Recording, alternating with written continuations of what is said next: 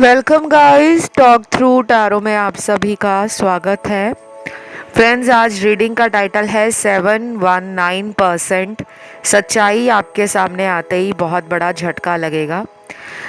जी हाँ गाइस, ये रीडिंग है इस वक्त पर्सन की करंट फीलिंग्स क्या हैं। आइए स्टार्ट करते हैं। रीडिंग को स्टार्ट करने से पहले मैं बता दूं, ये reading general, collective and timeless है और आप किसी भी इंसान के लिए इस रीडिंग को सुन सकते हो। नो कांटेक्ट में है अगर पार्टनर तब भी, डेली कांटेक्ट में है तब भी। तो सबसे पहले काफ़ी लोगों के लिए बता दूं कि मुझे पहला कार्ड ही नो कांटेक्ट का मिला है, जो ये कंफर्म करता है कि आज जो लोग रीडिंग सुन रहे हैं उनमें मोर देन 80% लोगों का नो कांटेक्ट है। बाकी 20% लोग हो सकता है डेली कांटेक्ट में पार्टनर के साथ हों। ठीक है। फिर यहाँ पर अगला कार्ड है, कुछ लोगों के लिए हो सकता है कि ये पर्सन थर्ड पार्टी में भी हो और ये पर्सन आपके रिलेशन को अपने हिसाब से आना जाना लगा कर रखते हो, कंट्रोल करते हो। और थोड़े से मुझे ये पर्सन लग रहे हैं कि मूडी भी हैं। जैसे इनका मूड जब बहुत अच्छा होता है तो ये आपके ऊपर बहुत प्यार लुटाते हैं, इतना ज़्यादा आपको स्पेशल फील कराते हैं, क्लोज फील कराते हैं कि आपको लगता है कि बस यही हैं जो मुझे दुनिया में सबसे ज़्यादा प्यार करते हैं। लेकिन कुछ ही दिनों के बाद इस इंसान का मूड बदल जाता है और फिर ये आपको इग्नोर करते हैं, फ़ोन नहीं उठाते, या उठाएंगे तो अपनी मर्ज़ी से रिप्लाई देंगे, मैसेज को पढ़ लेंगे तो तुरंत आंसर नहीं देंगे। तो इनको अपने मूड के हिसाब से रिलेशन में रहना अच्छा लगता है, क्योंकि ये कुछ लोगों के पर्सन की एनर्जी है। और मैं हमेशा कहती हूँ, जब भी आप कलेक्टिव टैरो रीडिंग्स को सुनते हो वो हमेशा जनरल गाइडेंस ही होगी।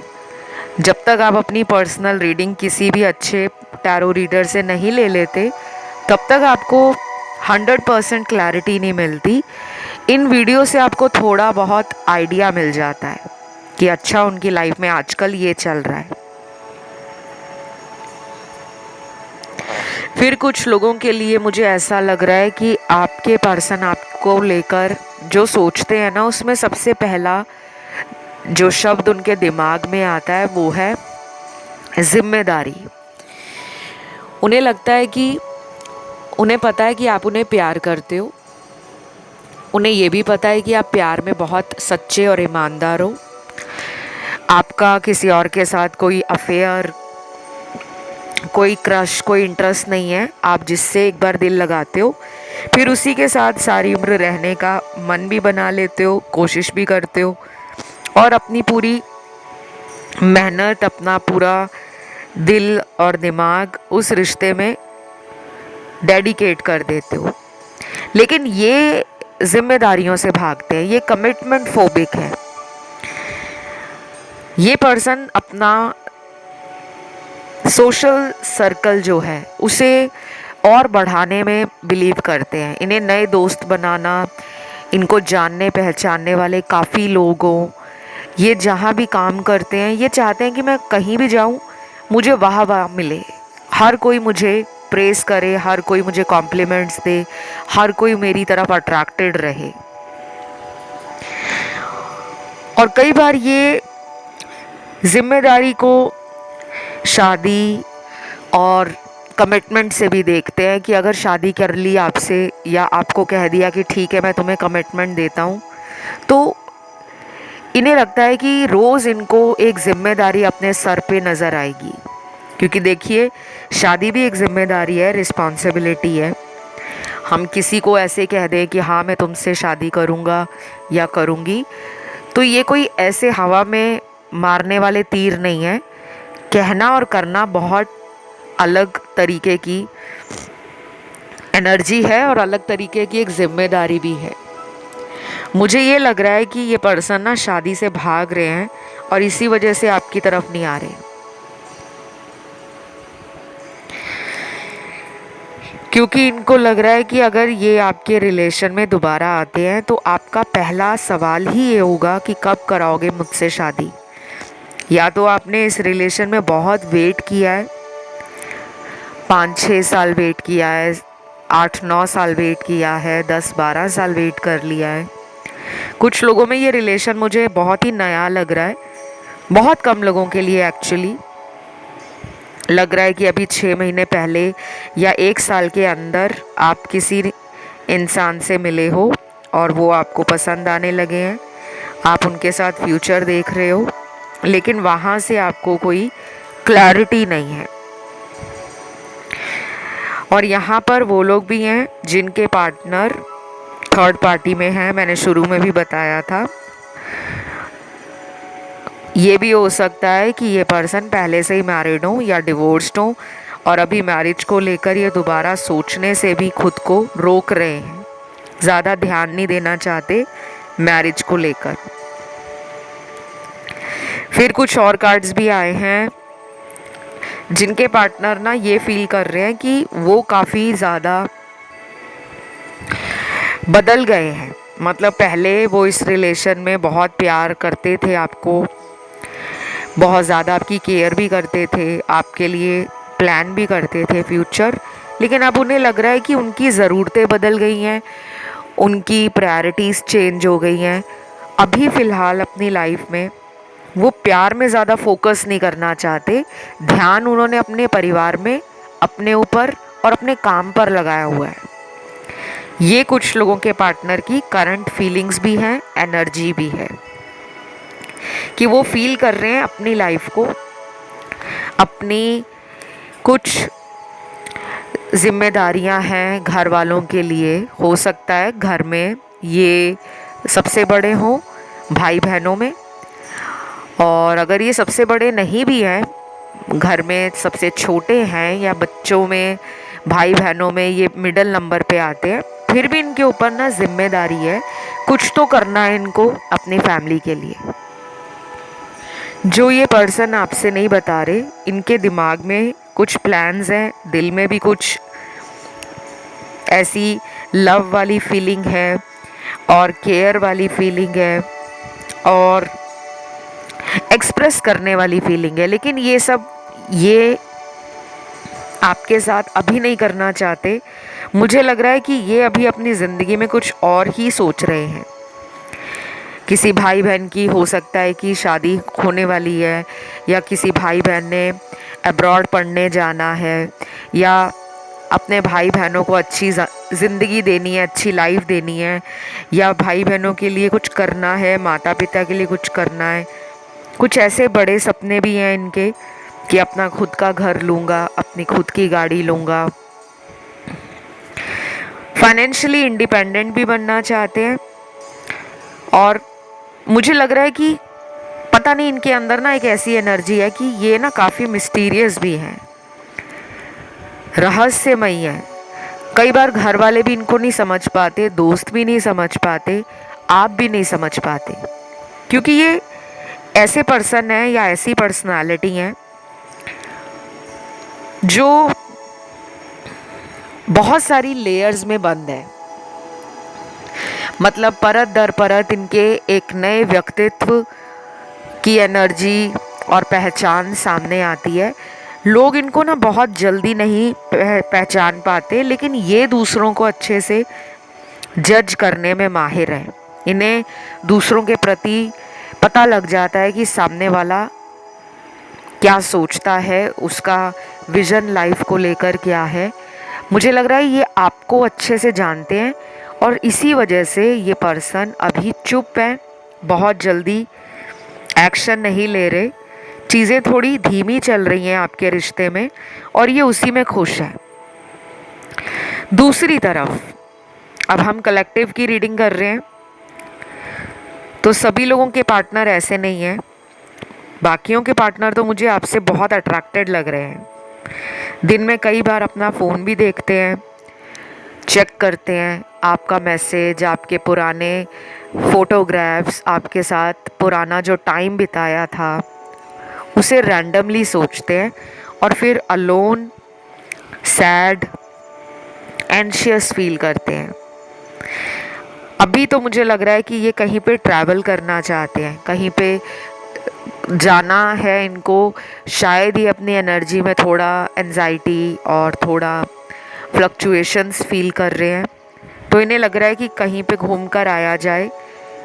तो ये दोस्तों के साथ भी हो सकता है, शॉर्ट डिस्टेंस कोई ट्रिप बना लें, या फिर फैमिली के साथ किसी लॉन्ग डिस्टेंस जर्नी पर चले जाएं। सोलो ट्रैवल भी कर सकते हैं। बाकियों के पार्टनर तो मुझे लग रहा है कि काम के सिलसिले में ही जाएंगे। देन यहाँ पे ना कुछ और भी कार्ड्स हैं, जिसमें थ्रॉट चक्रा का कार्ड, रूट चक्रा का कार्ड, सैक्रल चक्रा का कार्ड ये निकल कर आया है।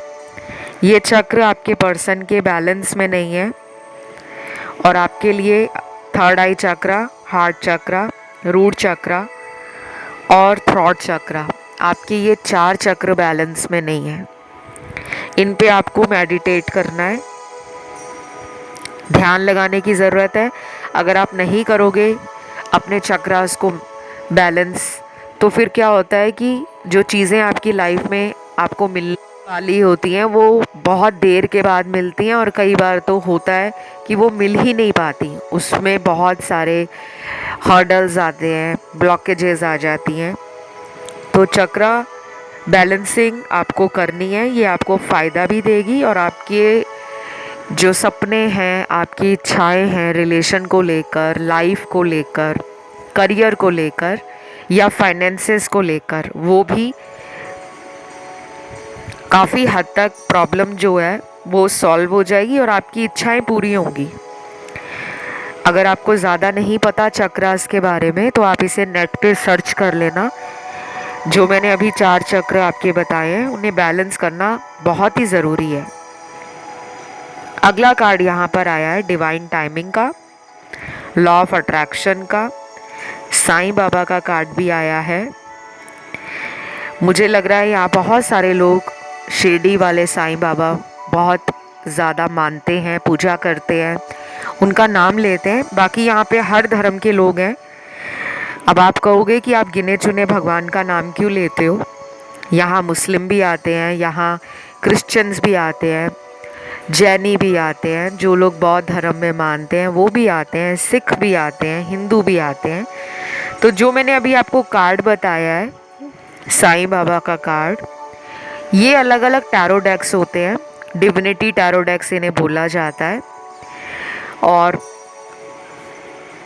डिविनिटी टैरो डेक्स से साईं बाबा का गाइडेंस कार्ड निकला है। तो आप अगर साईं बाबा जी को मानते हो तो आप उनको अपनी प्रॉब्लम बता सकते हो, प्रेयर कर सकते हो।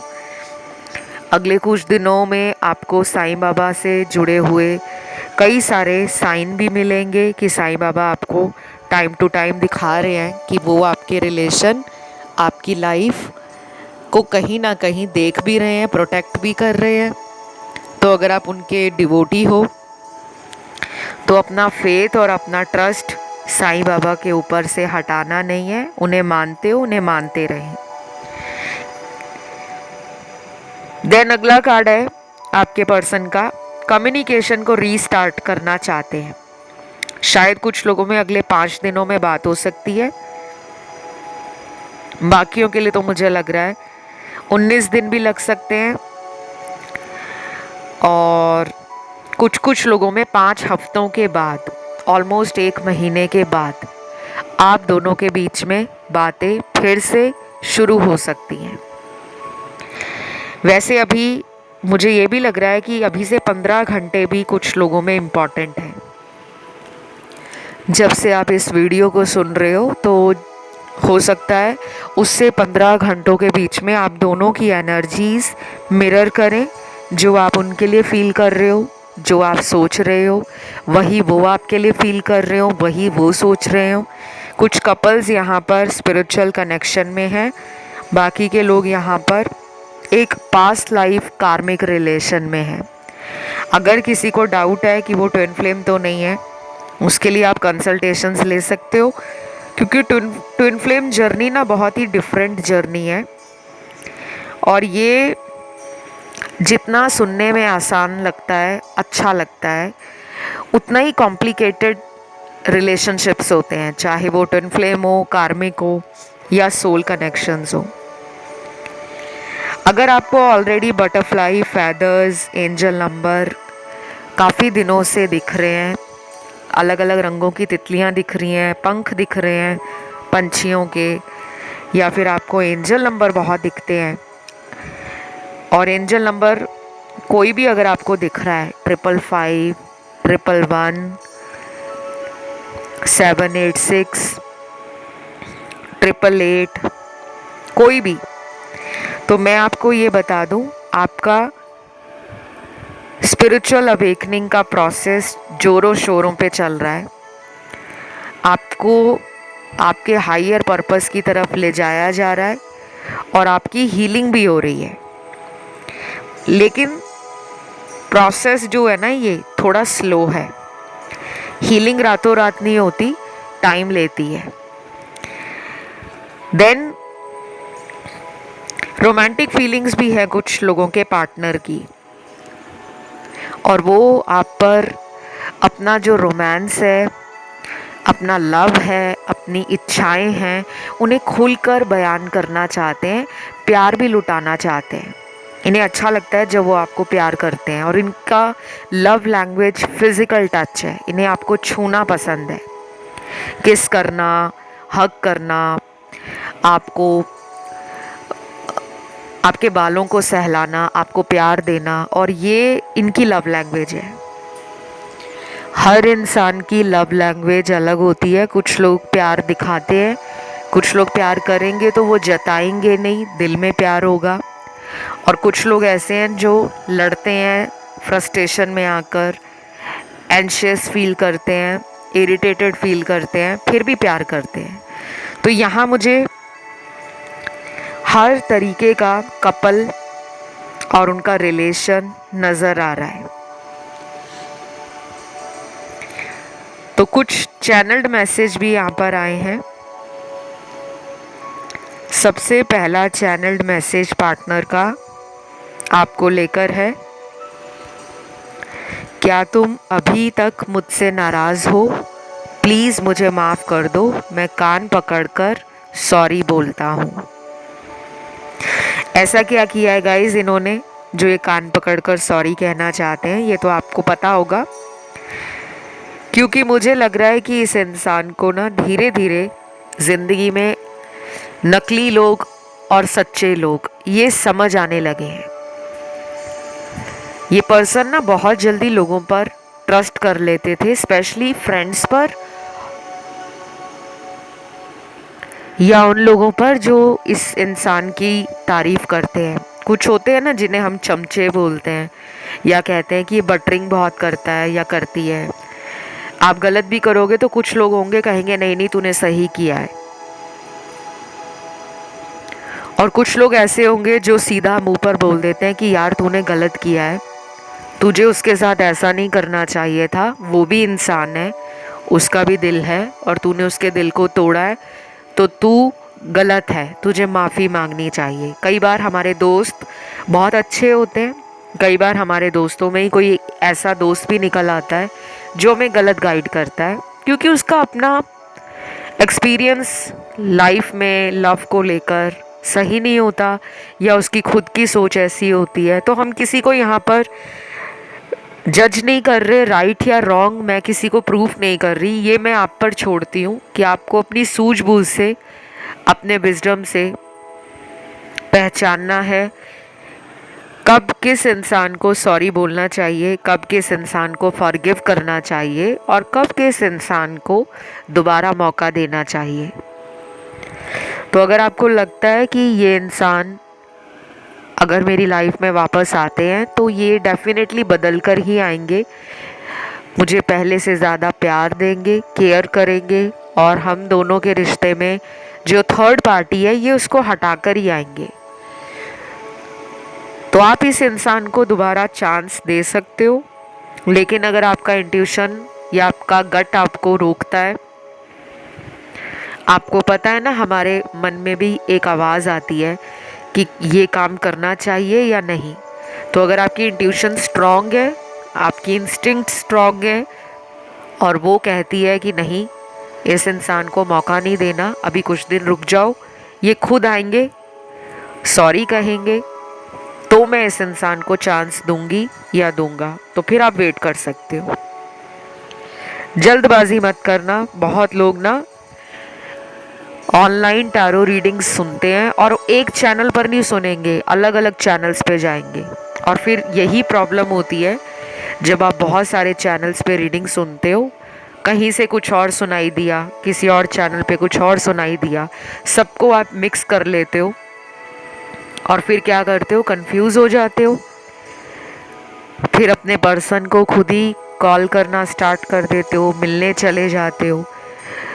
तो ये करने से क्या होता है कि आप ना उनको चेस कर रहे हो, आप उनको अपनी लाइफ में लाने के लिए उनके पीछे जा रहे हो, बार बार बेग कर रहे हो, रिक्वेस्ट कर रहे हो, प्रेयर कर रहे हो कि प्लीज़ लाइफ में आ जाओ, प्लीज़ मेरे प्यार को देखो, मैं तुम्हें कितना प्यार करती हूँ। कोई भी चैनल पर रीडिंग सुनते हो, उसको सुनकर ना कुछ दिनों का वेट किया करो। तुरंत माइंड मत बनाया करो कि आज आपने कोई वीडियो देख लिया और उसमें अगर सब कुछ अच्छा आया है कि वो पर्सन आपको बहुत याद कर रहे हैं, वो बार बार अपना फ़ोन चेक कर रहे हैं, वो आपका सोशल मीडिया स्पाई कर रहे हैं, वो आपके दोस्तों से भी आपके बारे में जानने की कोशिश करते हैं, तो आपको ये सुनकर अच्छा लगता है। कई बार ऐसा एक्चुअल में आता है रीडिंग में, और कई बार ये जो रीडिंग में आता है ना, इसका मतलब ये नहीं होता कि अगर वो आपके बारे में इतना कुछ सोच रहे हैं तो आप उनको तुरंत मिलने चले जाओ। सोच तो आप भी रहे हो उनके बारे में, क्या वो आपको मिलने आए हैं? तो यही आपको सोचना है। अगर आप अपनी हीलिंग पे ध्यान दोगे, पास्ट के ट्रॉमा से ओवरकम करोगे, रिकवरी करोगे, अपने हायर सेल्फ में आओगे, अपने कॉन्शियसनेस को फील करोगे कि आपका जो कॉन्शियसनेस है, इनर कॉन्शियसनेस, वो आपको लाइफ की रियलिटी दे रहा है, आप उसको एक्सेप्ट करो। कुछ लोगों के साथ ना ये पार्टनर थोड़ा माइंड गेम भी प्ले कर सकते हैं, इसलिए आपको सतर्क रहना है। ऐसा भी कह सकते हैं कि इन्होंने थर्ड पार्टी को छोड़ दिया है और ये फिर आपके आगे सॉरी कहकर, इमोशनल होकर आपको मैनिपुलेट भी कर सकते हैं, इसलिए आपको थोड़ा सा सतर्क रहना है। अगला चैनल्ड मैसेज देखते हैं क्या निकला है। तुम्हारी फ़ोटो देखकर अपने दिल को खुश कर लेता हूँ, मेरे पास तुम्हारी बहुत सारी फ़ोटोज़ हैं। मुझे लगता है जब ये डाउन या लो फील करते हैं तो ये आपकी पिक्चर देख लेते हैं, आपकी फ़ोटो देख लेते हैं, और उसे देखकर ना इन्हें फील होता है कि आप इनके आसपास ही हो। वो एनर्जी ये फील करते हैं। मुझे ये बहुत जल्दी एक्शन लेते हुए नज़र नहीं आ रहे गाइस। अगर ये पिछले 3 महीने से बात नहीं कर रहे, 6 महीने से ऊपर हो गया है, 8 महीने हो गए हैं, 1 साल हो गया है, और आपको लग रहा है कि ये किसी और के साथ भी हैं, तो देखो थर्ड पार्टी का तो कार्ड आया ही है, और ये कार्ड ये भी कहता है कि अभी आपके जीवन में इस रिलेशन के अंदर बहुत सारा कर्मा जुड़ा हुआ है। इनका कर्मा उस तीसरे इंसान से भी जुड़ा है, और वो तीसरा इंसान कोई भी हो सकता है। घर वाले हो सकते हैं, दोस्त हो सकते हैं, रिश्तेदार हो सकते हैं, कोई एक्स रिलेशन में इनका बॉयफ्रेंड, गर्लफ्रेंड, वो भी हो सकते हैं। अगर ये मैरिड हैं तो इनकी वाइफ या इनके हस्बैंड भी हो सकते हैं, या फिर थर्ड पार्टी आप लोगों के लिए इनका करियर, इनका मनी माइंडेड होना, इनका बहुत ज़्यादा फोकस अपनी प्रायोरिटीज़, अपनी डिज़ायर्स, अपने ड्रीम्स को फुलफ़िल करने में लगा है। तो उस वजह से भी ये अगर रिलेशन में टाइम नहीं दे रहे, सिर्फ अपना ही सोच रहे हैं, अपने ही काम पर ध्यान दे रहे हैं, अपनी ही लाइफ के बारे में सोच रहे हैं, तो ये थोड़ा सेल्फिश पर्सन भी हो सकता है। पर आपको परेशान नहीं होना। कोई भी इंसान है, जब तक उसकी हीलिंग नहीं होती ना, तो उसको आप कितना भी सच्चा प्यार करी जाओ, उसको समझ ही नहीं आएगा, क्योंकि वो समझना ही नहीं चाहते। बाकी आज की इस कलेक्टिव जनरल और टाइमलेस रीडिंग में दूसरे जो कार्ड्स आए हैं, जिनके पार्टनर आपको फिजिकली टच करना चाहते हैं, मैंने बताया उनकी ये लव लैंग्वेज हो सकती है। तो मुझे लग रहा है ये बहुत जल्दी आ रहे हैं, अगले 5 दिनों में भी आ सकते हैं, या 5 हफ्तों के बाद आ सकते हैं मिलने के लिए।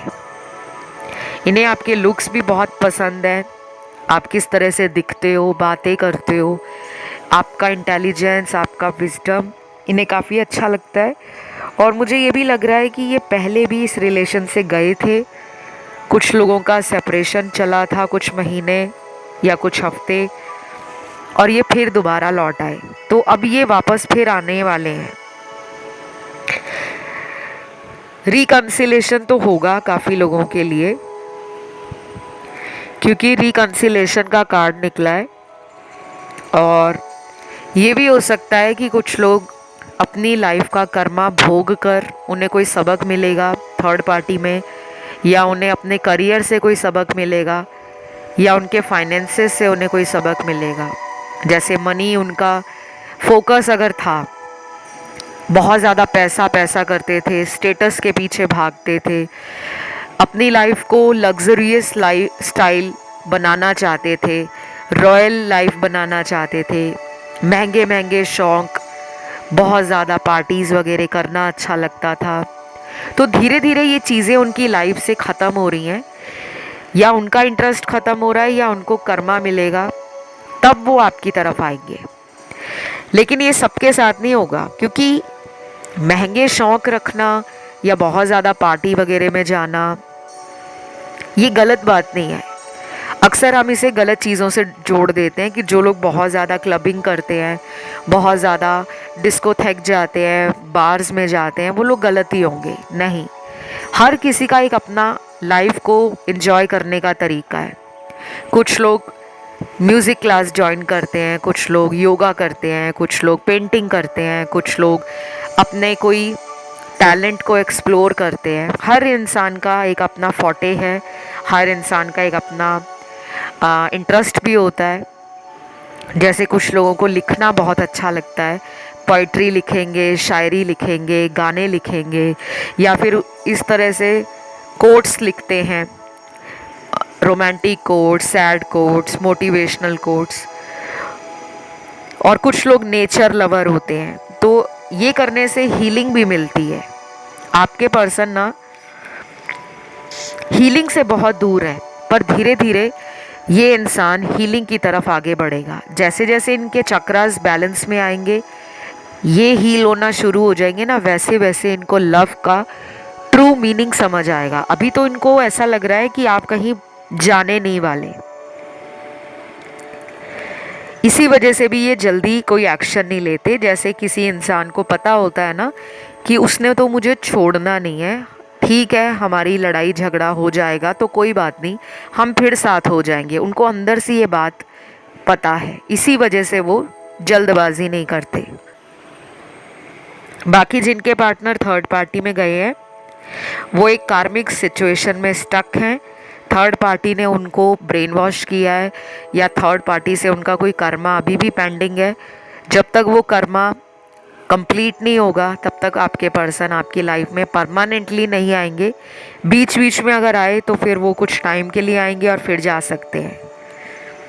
बाकी आज की रीडिंग में आर्कएंजल माइकल का भी कार्ड है, तो ये कार्ड ये कहता है कि आपको बुरी नज़र से, नकारात्मक ऊर्जा से बचाया जा रहा है। शायद आप पर भी कुछ लोगों की नज़रें लगती हैं, नज़र दोष आपने सुना होगा। एविल आई, लोग जलते हैं आपसे, सुंदरता से जलते हैं, तरक्की से जलते हैं, या बहुत इंटेलिजेंट हो, बहुत ही स्पॉन्टेनियस हो, आप जिस तरह से लाइफ में आगे बढ़ रहे हो, शायद कुछ लोगों को ये पसंद नहीं है। तो आप ना अपनी नज़र टाइम टू टाइम उतारा करो और अपने रिलेशन के बारे में बहुत लोगों से ज़्यादा डिस्कस मत करना, शेयर भी मत करना। ये रीडिंग यहीं तक थी। इसे क्लेम करने के लिए कमेंट में आज आप लिखोगे 555 डिवाइन लव। वीडियो को लाइक दोगे, चैनल को करोगे सब्सक्राइब। कंसल्टेशन से जुड़ी हुई सारी जानकारी डिस्क्रिप्शन में लगी हुई है। हर कोई इस रीडिंग को क्लेम करेगा, एनर्जी तभी मैनिफेस्ट होगी। और अगर आप कमेंट नहीं डालोगे तो आपकी एनर्जी चैनल से कनेक्ट नहीं होगी। जब तक चैनल से एनर्जी कनेक्ट नहीं होगी, मैं टैरो कार्ड्स में आपकी एनर्जी को नहीं देख पाऊंगी, ना ही फील कर पाऊंगी। इसलिए मैं बार बार आपको कहती हूँ कि कोई भी यहाँ पर आता है, बिना कमेंट डाले जाइए मत। टैरो एनर्जी बेस्ड रीडिंग्स होती हैं, एनर्जी का टैरो में आना ज़रूरी है। अपने आप को टैरो से जोड़ो, तभी मुझे आपके बारे में पता लगेगा और फिर मैं कार्ड्स में बता पाऊंगी कि ये हो रहा है आपकी लाइफ में। इंस्टा पे भी आप मुझे फॉलो कर सकते हो, टॉक थ्रू टैरो, इसी नाम से इंस्टाग्राम अकाउंट है। उसका लिंक भी आपको डिस्क्रिप्शन में मिल जाएगा। फिलहाल गाइस इतना ही। Love you, take care, bye bye.